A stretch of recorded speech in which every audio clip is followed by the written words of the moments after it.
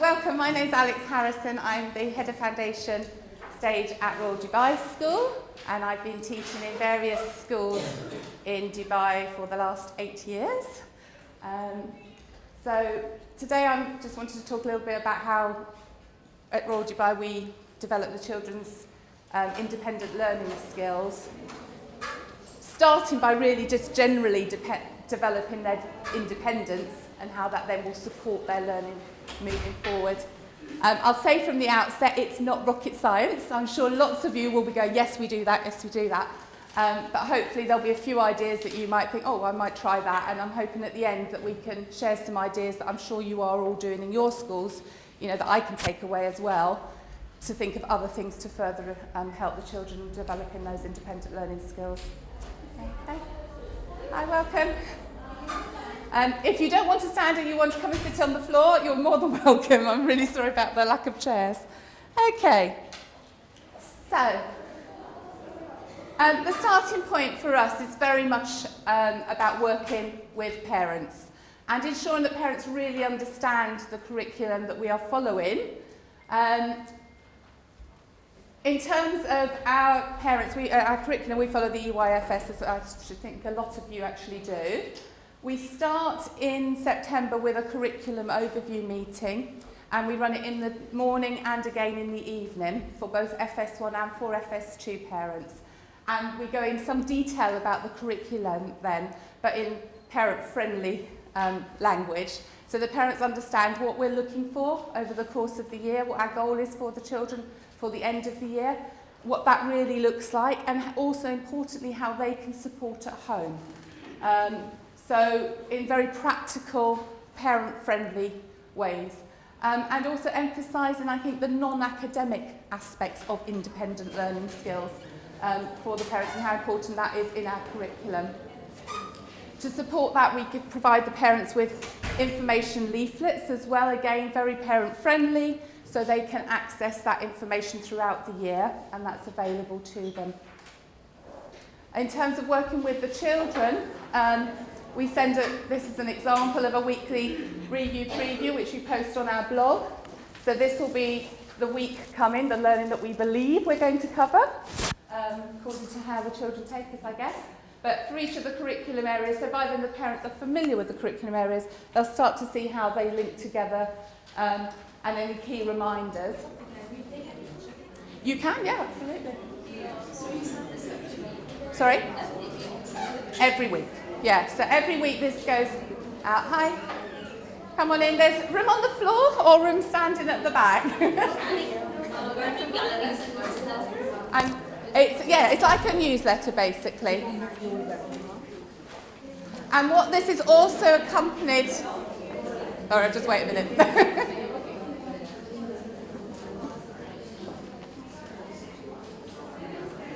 It's a good job we're all in early years and don't mind being flexible. Okay, so in addition to this, which is the review of the learning for the next week, the preview of the learning for the next week, we will also send a blog with review from this week, which will be photographs with annotations and comments about what the children have been doing. And the reason for that is so that the parents, you know how the children will go home and say they've done nothing, or all they did was play, which is lovely, and we're really happy with that, but it was so they can have that conversation with their children. And even if it's not their child in the photograph, they can say, oh, what was Fred doing today? And they can have that dialogue. And what were you doing? And what were you learning about when you did that? So it just gives the parents the tools for those learning discussions. We also have a Meet the Teacher at the start of the year. That's more about routines and expectations and timetables, as opposed to the broader curriculum, because that was covered in the separate meeting. Learning conferences, parent-teacher meetings, whatever you call them. Obviously, those are ideal opportunities for the parents to understand where the children are in that learning journey. We also have what we call learning walks, where the parents are invited to come in, and the children will show the parents where they like to play or learn in the classroom, their favourite areas. They'll share their learning journey with the parents. They'll share their targets from the target wall. So the learning walk again is another way for the parents to understand what we're developing in terms of the children's independence in their learning. and obviously formal reports to parents in the year. Okay, so that's one key component, working with parents. The second is staff, and I just think this is, I haven't actually written as much about this, but I think it's absolutely key, that it's clear and consistent expectations throughout the department. So all members of the team, our nannies, our teachers, our teaching assistants, our specialist teachers, they all understand what the curriculum is about. They understand our goal in terms of developing the children's independence, in the terms of the children's thinking skills and their overall learning. So I think the bottom line sort of sums it up there, is supportive, but encouraging independence in everything. And if you can get it with the basics, then it will naturally come through with the learning. One thing we've introduced this year, which was really successful, was identity boxes. So we always had an all about me sheet which the parents fill in and share with us about their child's interests, and I can see lots of nods, so I know lots of us have been doing that. But it was something that was actually suggested by our English language learning teacher last year, that the children prepare with their parents a box of things that are important to them. And the only criteria we had was, please don't let it be really, really precious, because we kept them in school. So not the teddy bear they have to sleep with that night, because if it went missing, I don't want to be responsible. But basically, whatever was important to them. And what was really good was for the children who English is their second language or third or fourth language, they had things they were comfortable talking about. So we used this at the start of the year. Every child prepared a box with their parent. Every child brought it in and filled it. And if it was something really precious, that teddy bear, they brought a photograph of it and put it in. And then they talked about it and presented it to their class. So it let the children get to know each other, but it also gave them that opportunity to build that confidence and for us to get to know really well about them. And that set them off on that confident speaking strategy. Structures and routines. So structures and routines are really key in terms of setting up your environment to support independence and therefore independent learning skills as they progress. And I'm sure lots of you do lots of this. So in terms of self-registration and also how that might change over the year, you know, it might start with pictures, it might then move to their name in colour, perhaps, then it might change to just all the names are in black and white so that they actually have to really read their name and identify it. So that's sort of changing and evolving over the course of the year as well. The expectation, and it goes back to our meeting with the parents, there is a clear expectation that the children should be responsible for their things as much as possible from the outset. So that is definitely as much about training our parents as it is about training our children to do that. But that's why it's really important to have had those meetings at the start of the year. So everything's organised in boxes for the children and labelled for the children to know, and that routine is part of them coming in the morning, setting up their day. Even down to opening their snacks. You know, we're talking to parents all the time about please put them in snack boxes that they can open by themselves, so they get that sense of achievement and they're not always having to ask for help. We are fortunate enough to have a swimming pool, so our children do get fully dressed and undressed, which is a wonderful skill to be practicing. So we have that opportunity to do that with them. And again, you know, at the start of the year where the children stand there waiting for their dresses to be lifted off them, and then as the year goes on, they realise that they can do it and they're developing that independence. Simple things like tidying up time, key pieces of music. I'm sure lots of your teachers are doing that already. Everything that helps them. And again, back to that expectation that everyone's tidying up. Everyone's doing it. This is what we're expecting, that independence. And why do we do it? Because we're looking after our things. Okay, so here we've got just examples of how that sort of carries on. So the children go down to the library. They'll choose their library books themselves. They'll bring their library books back. They'll put them in their bag themselves. They've made their choice. We do ask them to explain their choices and obviously encourage them away from the same book every week. But it's that developing, why have you chosen that book? So again, developing that independence and some thought into what they're doing. In terms of the areas in the classroom, labelling is really key. So this is one area I thought would be useful to show you. The construction area where, you know, the children will do what the children want to do, obviously, but there are ideas there. they can't read the questions, but they can see the pictures. But also if another adult's working there, if the teaching assistant's working there, they can refer to those as prompts as well to help them in supporting that learning.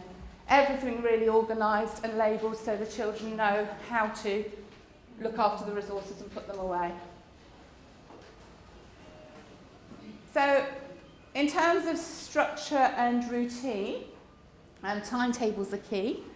And for us it's always, they're always moving a little bit. We do have specialist lessons in our school, so that gets provided in dedicated slots, time for ICT and swimming and PE. But making sure that your timetable has that balance between adult-led time and child-initiated. And that balance is right. You know, we keep reflecting on it and extending the child-led at the moment.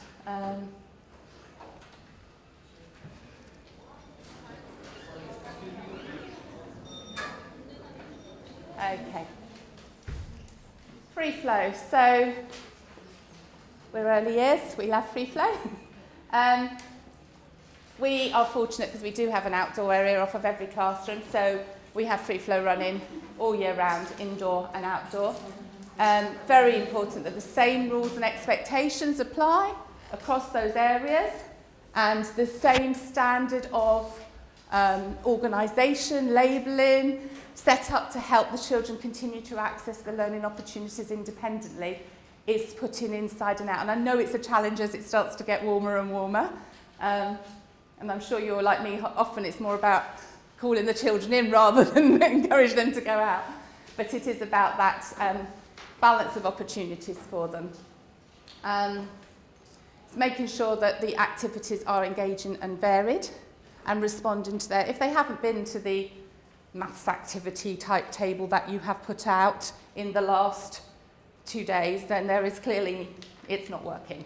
So it needs changing, so keeping that area fresh. On the other hand, if something is really popular, then can you extend it? Can we put it in a different way in a different area as well? Can we make sure it's outside as well as inside?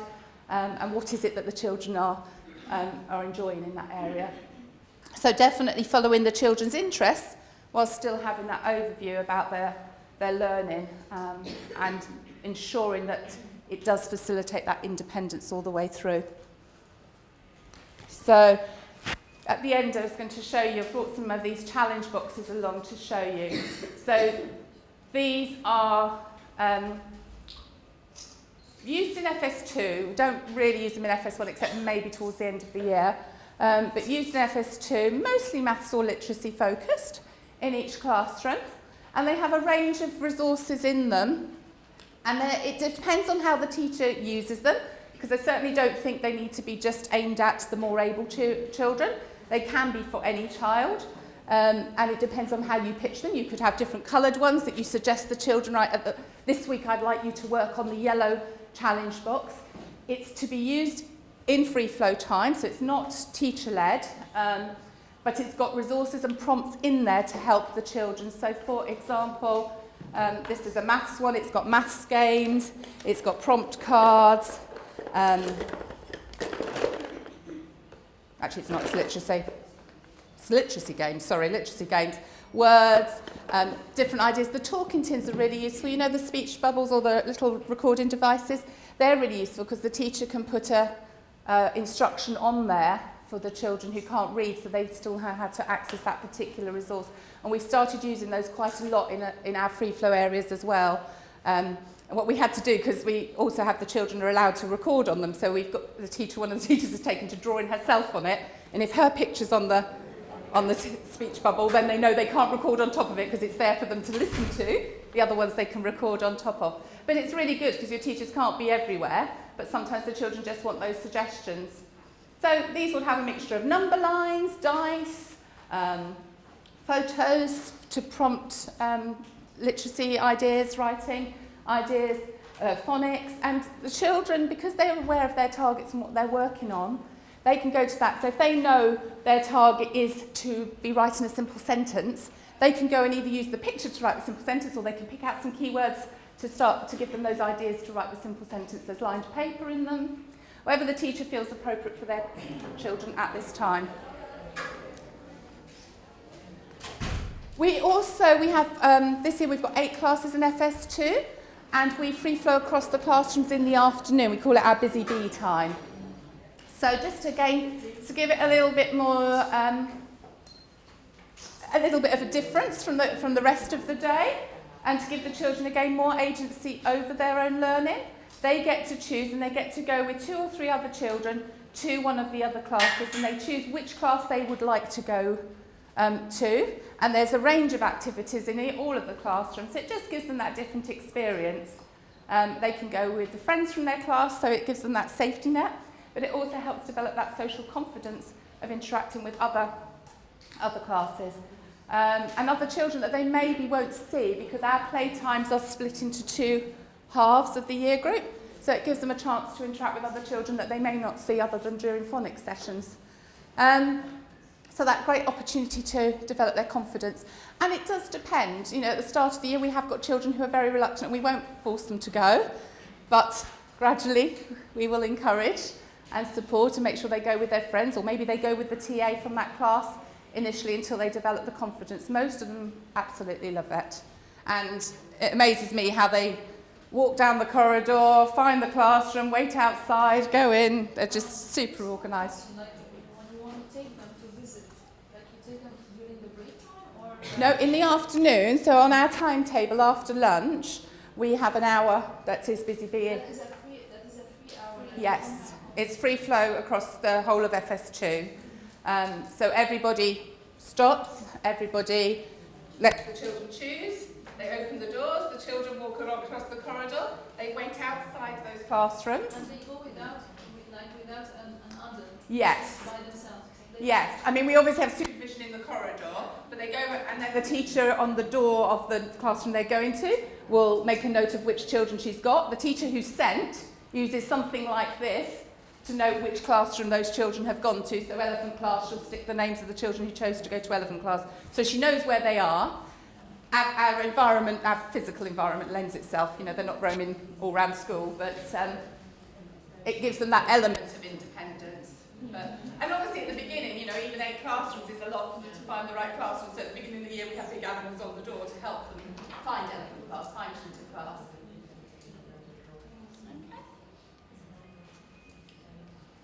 Okay. So we have some specialist facilities, but I was thinking about this on the way in again this morning. I actually teach the ICT to our FS2 children, and the first term, whilst the focus is on learning the skills to be able to then use that piece of equipment independently, because what I'm trying to do is, during our busy bee time in the afternoon, as soon as I feel the children know how to use all the equipment in that room appropriately, with our rules independently, then we open up the techno base as an option in busy bee. So one of the teachers will close their classroom and they will go and run techno base, and the children can choose techno base as an option. But so much of it is not actually about the technology. It's about, you know, we have 6 people, so you've got to share and take turns. So it's all that personal, social skills. Most of my ICT planning is actually about that at the beginning of the year. It's not about the technology. So, you know, if you don't have lots of technology, don't worry, because I think it's actually just about any popular piece of kit that you've got, game, anything. It's all the other learning opportunities that you get out of that that's important, and establishing the rules and the expectations and the understanding that I've had a turn, somebody else is going to have a turn later.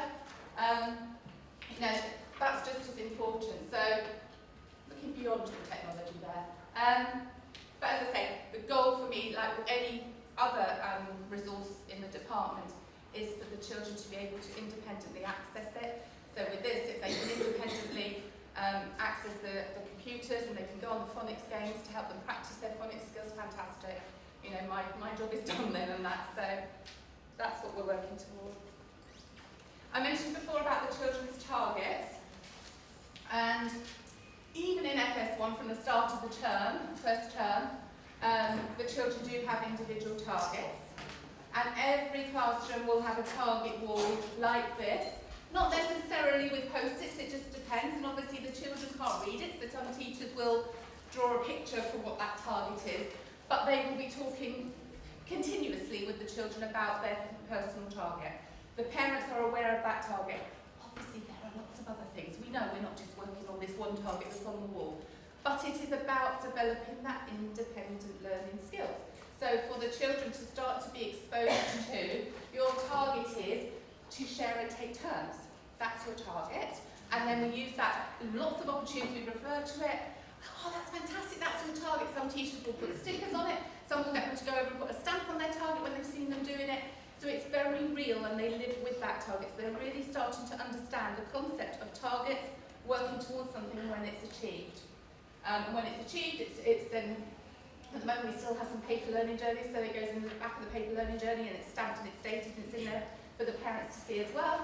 New target will go up, that will be celebrated with the child, shared with the parent that they've achieved that target. So it's very much child-friendly, one target that we can keep in the forefront of their mind. We also have, sorry.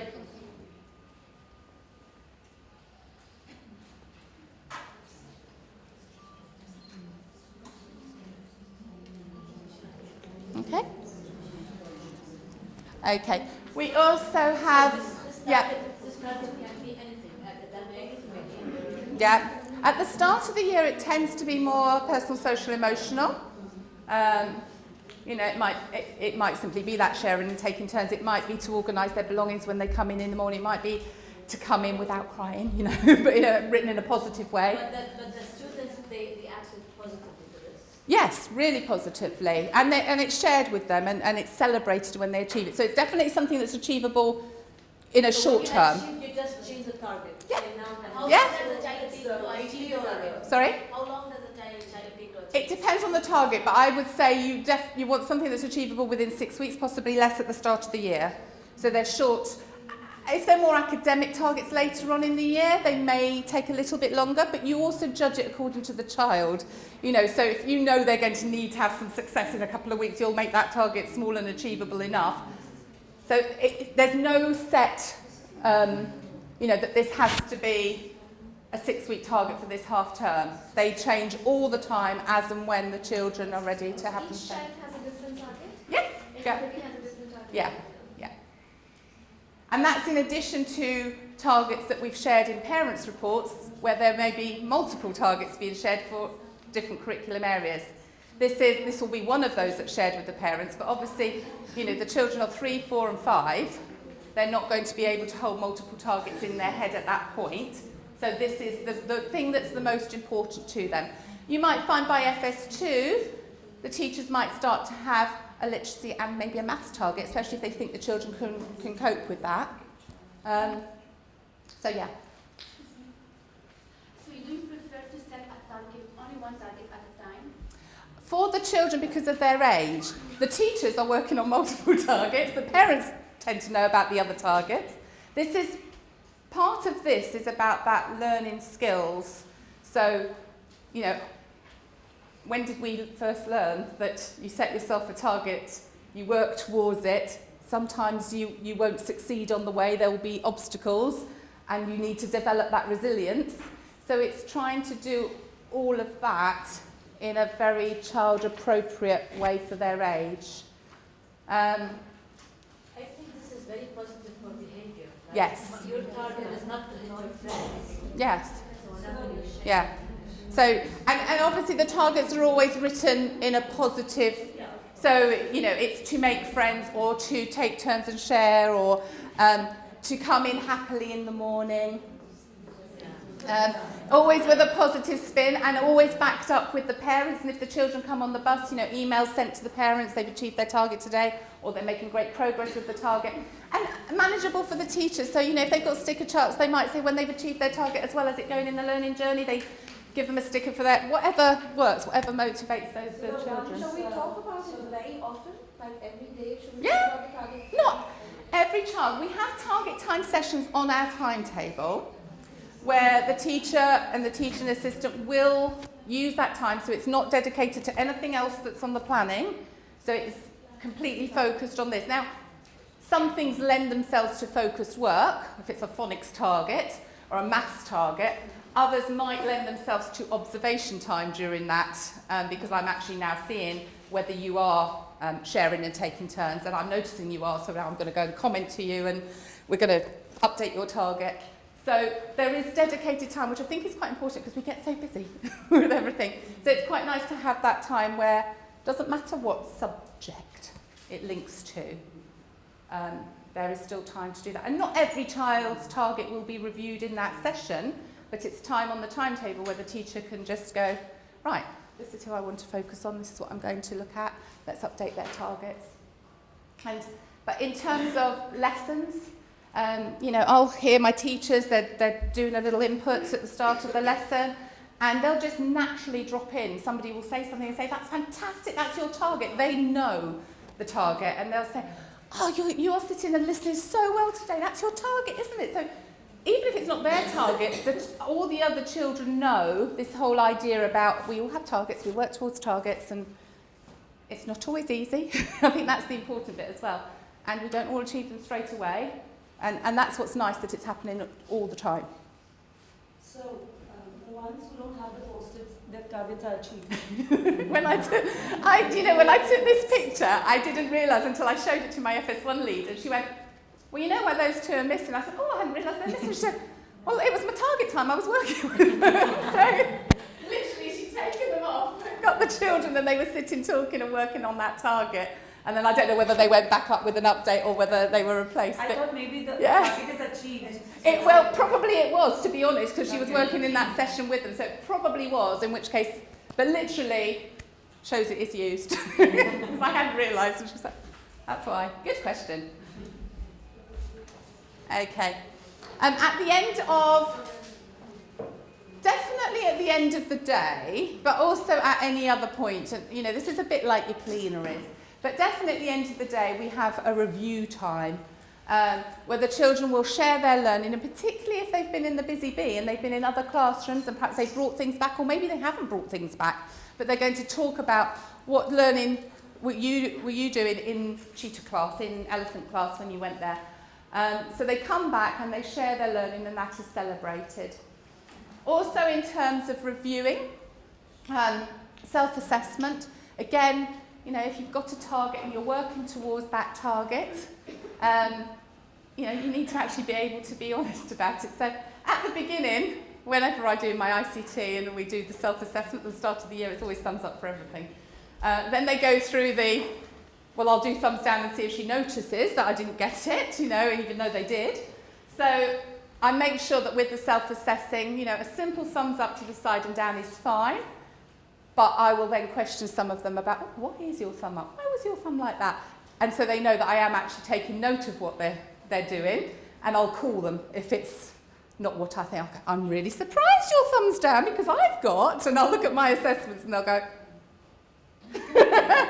But it's just that ownership of the learning, that agency, and that being honest and reflective with themselves as much as me. I know where I think they should be. But I want them to start to be independent in that assessing. Identifying next steps with them. I'm sure you're doing that anyway. Celebrating, even if it's just that little individual piece of work you've done with them, or with a group, or with the whole class. Our next step is this. I think the whole of the ethos is about agency over their learning. Free flow is all about that. What is it that they're doing?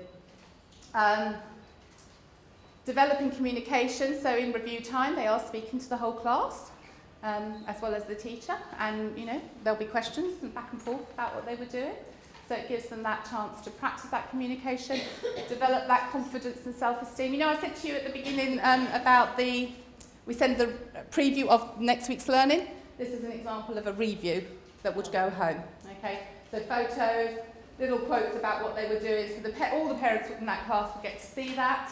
And he got star of the week, but this is cutting skills. So even if your child's not in that picture, you can talk to them about, did you do this activity this week? What were you doing when you were doing that activity? What was it about? What do you think you were learning about? So, hopefully, the children will communicate a little bit more. And then as a mum of teenagers, obviously that communication goes down again at the other end of the education system, but we try and help. Okay, so in summary, basically, as I said to you, it's not rocket science. I'm sure you are doing lots of these, and I hope we'll have a chance now to share some of the great practices from your schools. But I believe for developing independent learners, you've got to work, your staff have got to have that real clear expectations across the board, every member of staff. It's got to be consistent. You can't have one person dressing and undressing the children and the next class next door for swimming expects them to do it independently. That consistency has to be there, and why it's important. Parents need to really understand why you're doing this. It's not because we don't care that we're not opening their box, it's because we want them to have that sense of achievement and be independent. And by giving parents that opportunity to access the curriculum, doing things like the curriculum overviews, making it accessible for parents so working parents can come in the evening, making that effort to, if we get the parents on board from the start, it makes our lives so much easier. And then the environment, so much about our environments in early years really facilitates that. That's what we're about, really, independent learning. So if you get all that right, hopefully, out of the funnel, come our independent learners. That's the main presentation. I'll just pass some of these out if you want to have a look at the challenge boxes and just keep circulating them round. But while we're doing that, yes please, thank you. While we're doing that, I don't know if anybody, do you want to just have a little brief chat on your tables and then we'll come back together to share ideas? Would that be the best, or do you want to just fire some things out? Fire things out. So who'd like to share something that you're doing in your school that you think we might all benefit from? Thank you. Just pop them around on the tables and then we can circulate.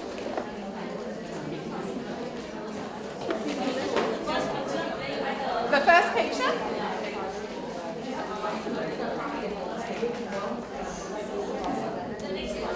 That one? This one? This one? I have for you, sorry. I also have a little summary of it, so I've just put sort of key points from parents, staff and environment for you, my little diagram, my email's on here as well, so I'll just pass these around as well. Thank you.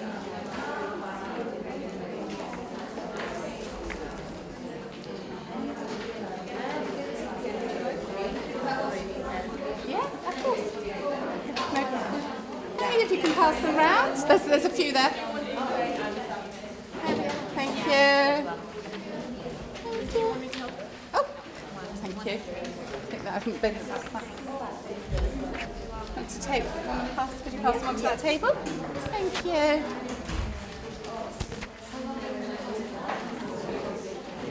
So, yeah. Would anybody like to share anything from their schools with the group that they're doing that they think would be helpful? The timetable. It is, but it's flexible. We're trying to flex it at the moment. We've realised some things are structured because we're part of a big school. So like our playtimes are this time. We have PE and swimming only in FS1, so and a bit of Arabic. They come to the class, the children go for PE and swimming. Yeah, but even with the playtime say is set, but what we were finding from the teachers is they wanted to continue, so they were doing free flow before playtime, then they were packing up, then they were going out to playtime, then they were coming back and having snack, and they've said that's too regimented. So we've started doing free flow and coming straight back in from playtime and continuing free flow. So where we can, we're flexible and we just do what's right for the children.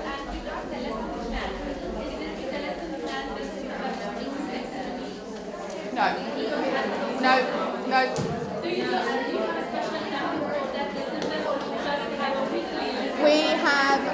We have a weekly plan and each lesson has a plan. Yeah. Anyone, sorry? Yeah, we have our long-term overview, and then we have a weekly plan that is quite detailed in terms of, but that is really only for the inputs. The teachers then will plan all the independent activities themselves. We did have a free flow plan for that, but we were finding that was just bureaucratic because the teachers went with the children's interests. So there might be key things on that, but actually you could spend more time I'm going to change that activity, I'm going to change it. Just change it. Just change it, don't write it on the paper. Observations, or a group might be working with the teacher and the TA and the other children are working independently. Yeah.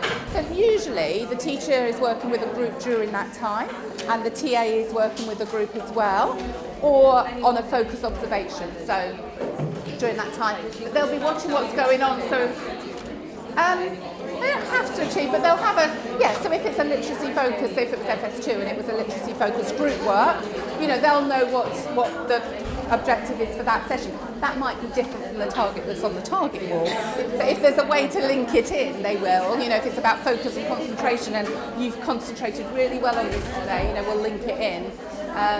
So yes, that's the focus. Yeah. With assessing it as it's going. I think it's just about that awareness. Giving yourself, what my teachers are saying, they want more and more observation time at the moment. So that's the thing they want. So we're moving away from group work. I mean, we're still doing group work, but starting to move more and more away from that and giving them more time to observe the children, play alongside the children and work with them following their interests, which I think is one way to address the free flow.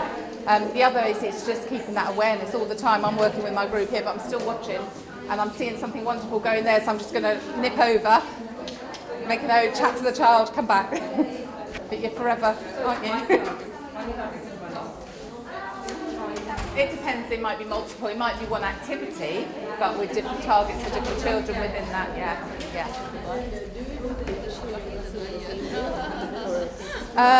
We do phonics every day.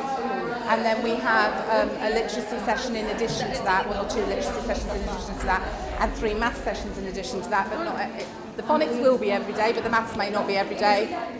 Yeah, because we want the breadth, and that's the other thing we found, it can be so heavy. Theme-based, or you have separate syllabus like you have points, just the syllabus, will it be theme-based or just? It is theme-based at the moment, yeah. For the month? Yeah. Theme-based? Generally half a term. Generally for half a term, yeah. So the last term was Tiny Travellers, and each of the 8 classrooms chose a country, and that's what they did all their learning about. So we shared the same objectives across the year group, but they were learning about Italy, next door was learning about Egypt, next door was learning about, and then when the children visited all the other classrooms, they got to experience that. Yeah, if it can. I mean, sometimes the maths is just, we try to. Tiny Travellers, it might have been counting croissants in the French class. Sometimes it just has to be discreet. You're welcome, and thank you for sitting on the floor. I'm sorry about that. Thank you. I think that's it, thank you. Yeah.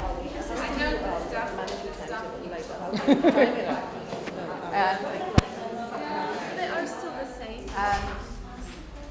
Off the top of my head, for the start of the day, it really does depend. We have, I would say, 2 or 3 circle times in each class, so input times, which are about 10-15 minutes maximum, followed by, depends on the day whether they've got specialist lessons, 2 or 3 free flow sessions behind those. So they'll do an input on something, maybe it's a literacy input or a maths input or a personal, social, emotional input, and then the children will free flow. The teacher will work generally with a group, but she might be doing observations. What exactly is free flow? So free flow is where the children are choosing.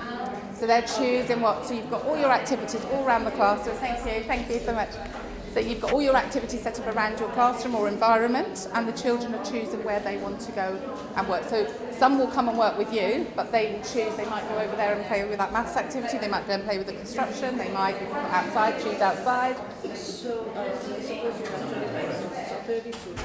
Yeah. So how do you keep an eye on each group? You get very good at it. It doesn't matter what they're doing. If you've set up it's hard work because it's about the quality of the activities that you've provided. Each child should be observed by you, and you need to give an input by the end of the day, isn't it? Is that the way you look No, at it? no, That's a different no, perspective. no, because they'll have had an input through the whole class teaching, and they will have had interactions, but they may have not worked with me today. Over the course of the week, every child will work with the teacher for a literacy activity and a maths activity, but they may not have an input every, I may not work with them specifically that day. However, I might be working with this group, and we're doing simple sentences, and I can see some lovely role play going on in my role play corner. I might leave this group, go over, have a chat with them, what they're doing, photograph, record it, make an observation, come back. So you just have to be very flexible, but equally, I don't need to be over there because I've set it up, it's safe, as long as the behaviour is appropriate, because I've set up all the rules and the expectations. It doesn't need me, that's independent child learning. So they're developing their language, they're developing their personal social, I don't need to be there, that's their... I will only intervene if A, I've seen something great, or I see something I need to go and correct. So you don't need to be with every group. It's not directed, and they choose whether they want. And they might spend 5 minutes in the role play and then go and do that. Realize their role. Yeah. What exactly they need. Yeah, and that's why they're responsible in the classroom. A lot at the start of the year is getting those routines. Give me an idea of what are different activities. So we would have, say, generally, but it is cross-curricular, so it does merge, but you would have a creative activity, construction activity, probably malleable like Play-Doh or cornflower or something like that. Role play, literacy, book corner. Hi, sorry. Oh, thank you so much. Thank you. Oh, thank you. Would you mind gathering the boxes if they finish with them for me and sticking them in here? Thank you. Yeah, no problem. Okay, so you have role play and one Role play, construction, and again it's set up so they can choose what construction they want to take out. And we are lucky because we've got lots of resources. Creative painting or collage or